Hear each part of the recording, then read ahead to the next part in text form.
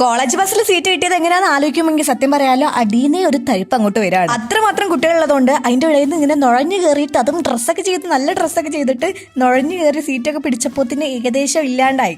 നാരങ്ങ വെള്ളം വിത്ത് പഴംപൊരി.